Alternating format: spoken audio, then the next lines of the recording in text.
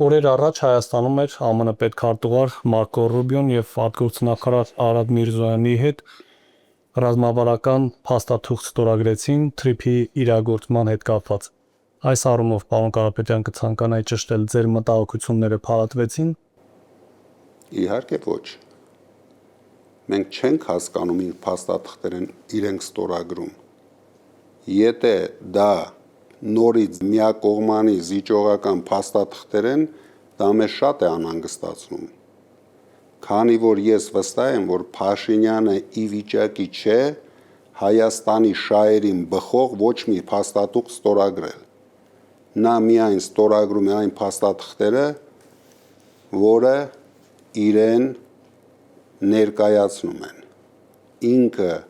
20 թվականից հետո իրավունք չունի չստորագրի ոչ մի փաստաթուղթ, որը ներկայացնում են իրեն։